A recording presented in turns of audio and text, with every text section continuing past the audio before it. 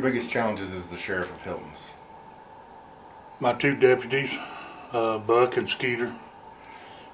Probably the two biggest challenges I have.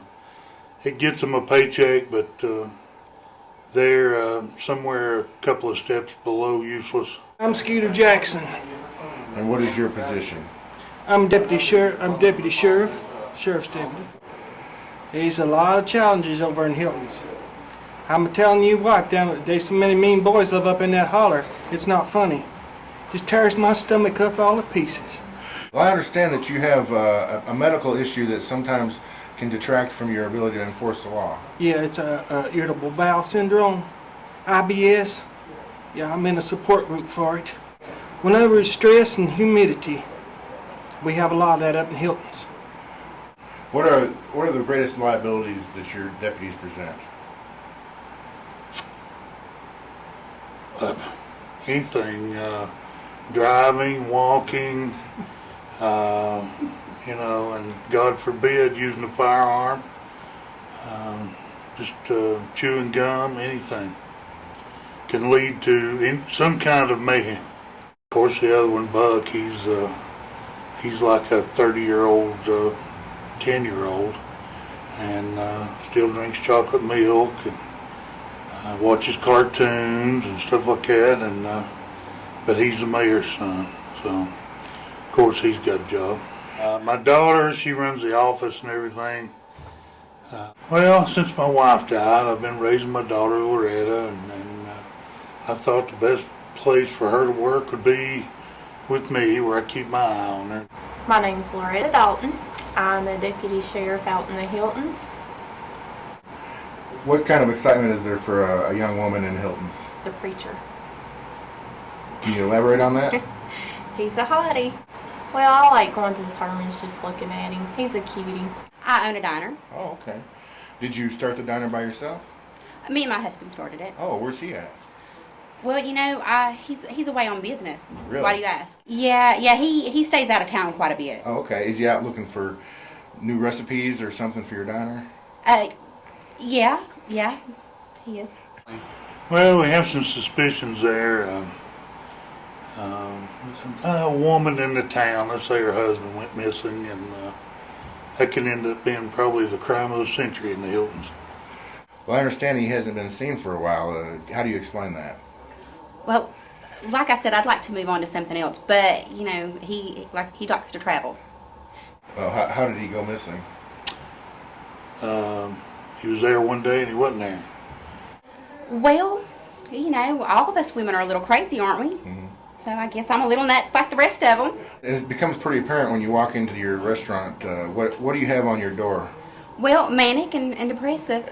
As opposed to open and closed? Right, yeah, because I like to let folks know what kind of mood I'm in and what they're going to face when they walk in my diner. Is there a time when it's better to come eat? Is it, whether you're manic or depressive? When are you going to get the best meal? Well, when I'm sad, I like to cook and I like to eat. Us fat people get hungry from time to time. We can put away the food and we can cook it too. Now, what are you going to get when you're manic? Well, you're going to get a little extra in your biscuits and gravy, I guess. How hard is it to find a good suitor for your daughter? Well, it's pretty hard. Now, Buck, I talked to about before, Buck's well-meaning, and, he's a nice boy. And he's the mayor's son. They're a little affluent, and, if she could get in there, he'd probably take my place as sheriff someday. They'd have a real good future there. Now, who's the worst case scenario? Well, really, Grover Dobbs works there at the service station, and he's always after her, but now Grover's after anything. Well, my name's Grover Dobbs. I've been working down there at that gas station for a good long while. I changed big tires, little tires, and I've been hunting me a wife. I've been about ready to settle down and ready for commitment, and all. And boy, that sheriff, he got a good-looking daughter, and she got the kind of legs I like, feet on the bottom, and I mean, yeah. She's an ideal gal. In my kitchen, boy, it's in bad shape. The floor in there, the well pump started leaking, and floor got wet, and the refrigerator, it just sort of fell in. I got a big hole in there. It's pretty good size. I'm going to patch it up. It's about 13 foot wide and about 21 foot long, but I think I got enough material to patch it there. So, how big is your congregation? We probably got about 50 people, don't we? Something like that. Honey, there's only about 23 in the town. Well, some of them ain't showing up. Now, how did you become familiar with this preacher? Through service on Sunday mornings. What is it about him that you like? I don't really know. He's just pretty. I'm Christy, Colorado. Born and raised here in Hiltons. Left the mountains for a while. That's part of my past I'd like to sort of leave on the other side of the mountains. Before she left, she was a pretty decent girl, real nice, and then she went and left for the big city, and she came back with that preacher, and she's just not like she used to be. Poofy hair. Poofy hair, she wears little tight clothes, well, not much clothes. I used to be an outlaw biker, and we was coming through this little town called the Hiltons one time. I seen her walk across the street, and I've been here ever since. Well, I'm the reverend there at the Hiltons. Okay. What denomination church? It's just a non-denominational. Everybody come if you know, whatever. It's just non-denominational. Are you a 7-day-a-week preacher? Oh, every minute. Really? And is that a lucrative business? Absolutely. Why you say it? Well, everybody's seeing, but you gotta have, just like my old boy Grover at the service station. He's drinking a lot of alcohol and stuff. And we gotta try to. No, I don't got nothing against alcohol, because we gotta try to make a living somehow, But where we going with this? It's that red light, mate. I thought it meant the camera was off, but He's not back there. I don't trust any of them with the cameras. I don't see a sign that says on or anything. But Go look.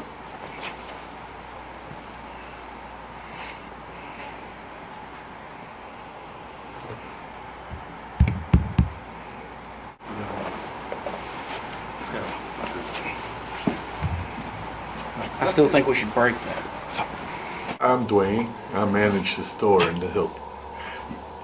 Tell me about the store. What do you guys sell? We sell everything. Everything. And I say we, it's just me.